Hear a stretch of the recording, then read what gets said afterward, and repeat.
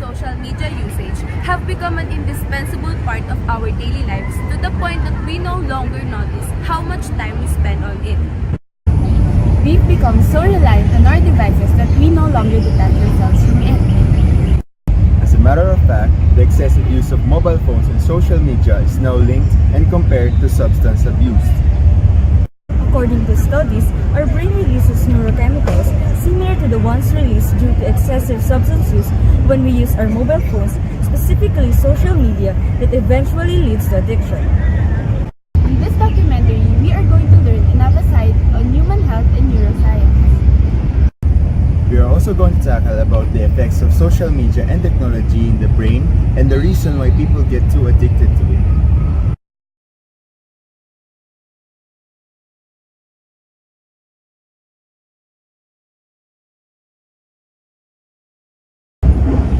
Every animal on this planet has a brain, but the human brain is unique and extraordinary.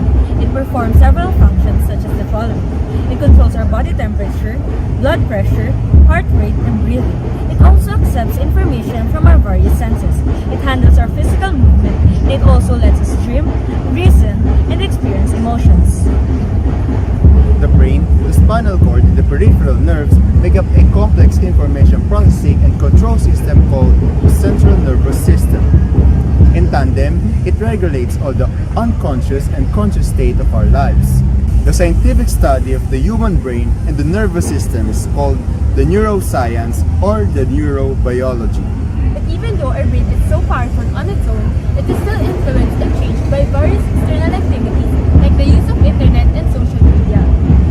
In fact, researchers from the University of California and the University of Illinois have conducted a research about cognitive offloading, which basically talks about how the internet is increasingly taking over the human memory.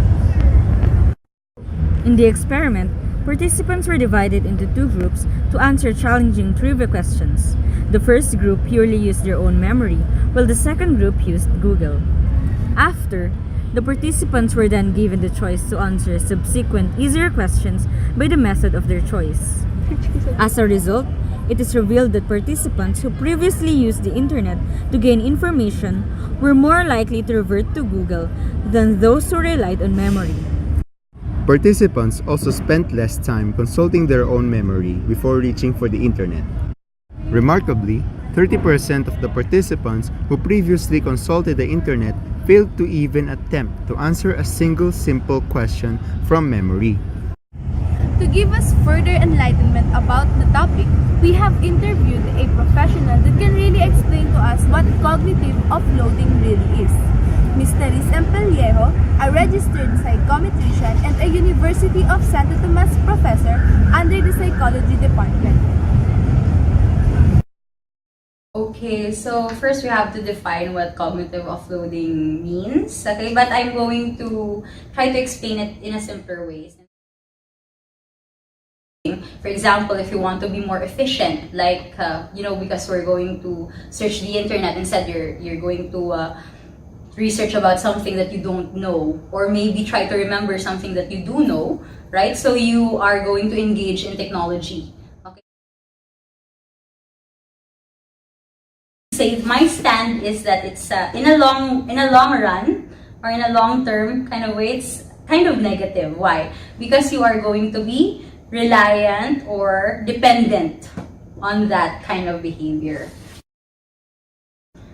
Okay, so in neuropsychology or in neuroscience, right, so we have discussed, I think some of you already know this as well, right?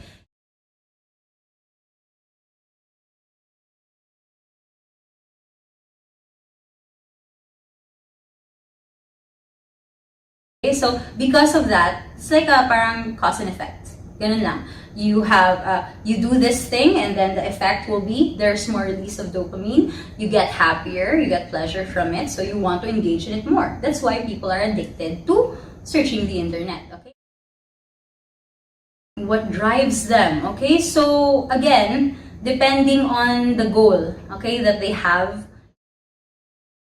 For example, pwede din naman na you want to seem smart with your friends. Hindi mo naman kailangan talagang i-search yun, but then, like, you want to belong or you want to seem smart. Again, it's very different for different people.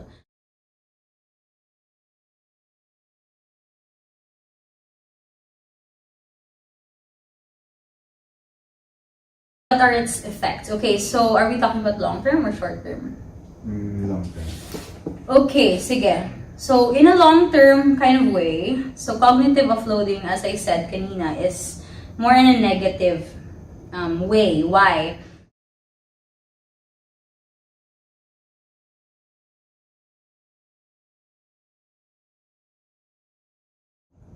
You tend to shortcut. Parang hinak mo ang system. Okay? Kasi instead of going to ganito ka pa, titignan mo muna kung alam mo yung ganito, tapos pupunta ka sa next na step, parang yung ginawa mo, yan mo na lang, babypass mo na lang siya. Kasi internet na lang eh. Okay, implications. So again, parang katulad ng sinabi ko kanina, right? So parang, personally siguro the implication would be, sa part mo, there's satisfaction right now kasi nagagawa mo yung kailangan mong gawin na very efficient. So because of that, implication siguro technically in the psychological sense, you would maybe think to yourself, nandun ka sa point na may natutunan ba talaga ako? Human health. Okay, so again, kasi connected na yun lahat eh, right? So neuroscience, technically, everything can be explained, all kinds of behavior.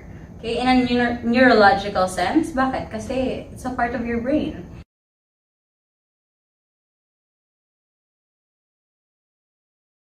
Now, if we discussed here in cognitive offloading that it is actually quite unhealthy pala, alright, especially if you're thinking long-term, right? Developing your brain, your metacognition, your higher level functioning, right? If you want to develop those things, right? In the long run, okay, using or engaging in cognitive offloading more, okay, is going to affect that, okay, that process of developing that.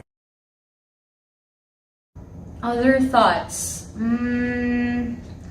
I think we have to come to terms that this is a reality, okay, not just for students, okay, even for, I think, even old people also use cognitive offloading.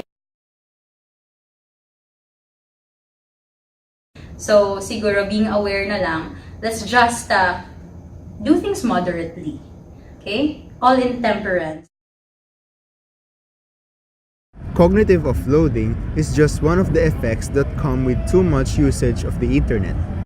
It is to be noted that the use of the internet does not only affect our cognitive area, but also our health as humans in particular. Furthermore, excessive usage of social media has been proven to have short-term and long-term implications, such as stress, fatigue, eye problems, distractions, and many more. To further enlighten us with this topic, we interviewed Ms. Debbie Marie Vallis, a registered nurse with Masters in Clinical Psychology and is currently teaching in the senior high school department.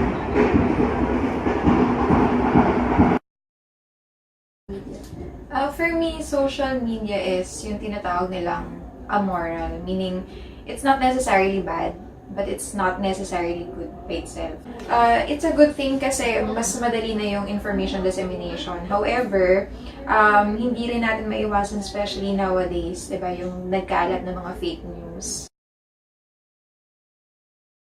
Number one, yung tinatawag natin ngayon, yung millennial term na FOMO, if you're familiar. So, yung FOMO kasi is the fear of missing out. So, yung fear of missing out, yun yung parang, to simplify, yun yung feeling na parang you feel anxious na pag di ka nag-online, baka may nami-miss out ka on something. Pwede kang maapektuhan nun. Okay? So, may mga tao, especially mga teenagers, yung mga bata, na hindi pa ganun sila kalakas when it comes to emotional quotient, yung pag-handle nila ng stress, mga negative comments, maaaring maapektuhan yung self-esteem nila and self-worth. And pwedeng dumating sa time na yung bata or teenager is pwede siyang ma-depress because of that. Kasi iniisip niya na yung mga comments na nakita niyo online is all true, di ba? Where in fact, hindi naman talaga yon yung sukatan, okay, ng self-worth mo bilang tao. So, yun, we should be mindful kung ano yung pinopost natin. May it be a joke or just a simple comments, diba? So, yun nga, lagi sinasabi na be kind kasi hindi natin alam kung ano yung battle na pinagdadaanan ng tao. So, scientifically speaking, may kinalaman yung brain natin and neurotransmitters, okay? So, doon, meron tayong tinatawag na dopamine, okay? So, yung neurotransmitter na to, dopamine has a lot of functions, pero pinaka marirelate natin when it comes to addiction is that dopamine is related to pleasure. Yung dopamine kasi, that is related to reward cycle and pleasure. So, ibig sabihin, it's a reward cycle kasi yung dopamine, parang it gives us a drive to seek for rewards. At yung rewards is halimbawa yung likes, yung shares, yung good comments na makukuha natin through social media. Parang it becomes a reward every time na may red doon sa notifications natin na, uy, may nag-like, uy, may comments, uy, pinansin nila yung comments ko. So, yung likes na yun, yung social currency nga natin, that becomes the reward. So, the more na nabibigyan tayo ng reward, the more na tumataas si dopamine, and the more na nabibigyan tayo ng pleasure. Diba? We feel good about ourselves. So, parang feeling natin, I feel loved, I feel, I belong, diba? Yung mga ganon.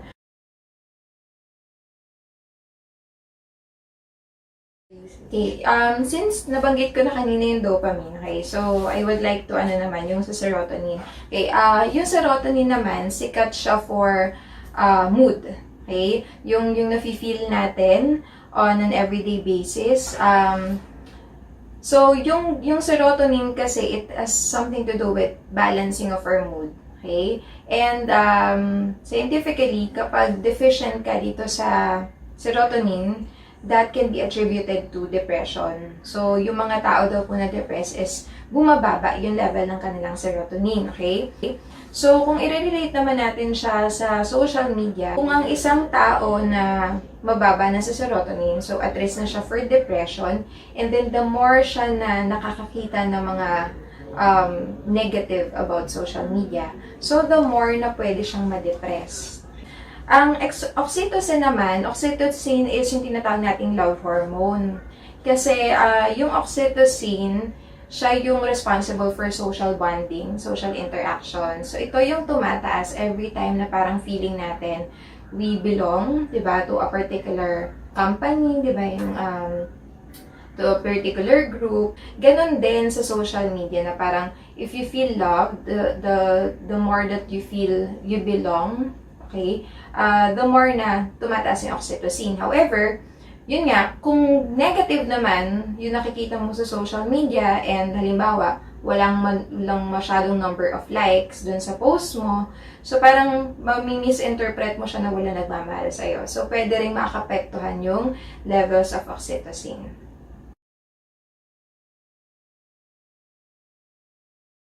Yun nga, social media can be a good thing, okay? Pero, it can also impose risk to us, especially to our mental health. Okay, so, you can use social media. There's nothing wrong with using social media. If you want to have Twitter or Instagram, Facebook, or Snapchat, kung naaaliw ka, diba? Okay lang naman yon. Kaya lang, yun nga, yung palagi ko sinasabi, you still need to ask yourself or assess yourself. Wag natin i-equate yung self-worth natin, yung halaga natin bilang tao, yung love na nakukuha natin sa number of likes na nakukuha natin sa social media. Kasi, again, social media is a different world. To prevent further damage to our human health in general, that excessive mobile phone and social media use and great reliance to the internet brings, we believe that the solution is nothing but moderation and temperance. We can't deny the fact that mobile phones and the internet are now considered a necessity in today's digital era. So complete termination of these things is quite impossible. Hence, instead of removing it from our lives, we should just use this moderately and not let these things completely take over our lives. To address the issue of excessive social media and mobile phone use, as students, we could start with ourselves by limiting the time spent on it. We could use this in moderately and also encourage the people around us to use this responsibly in moderation. I believe that the capabilities of students to address these kinds of issues are not limited. Thus, as students, we must help each other to raise awareness and promote advocacies that are related to social media awareness, human health, and mental health. In this way, the negative impacts of social media to human health are lessened and interpersonal relationships with each other are encouraged. As students, we must know the importance of these social medias so that we can maximize them in their full potential without solely devoting on time of using them. As a college student, I would like to start and raise awareness to the younger ones by discussing and showing them the effects of social media to the mental health and human health of the person to lessen their usage of the internet.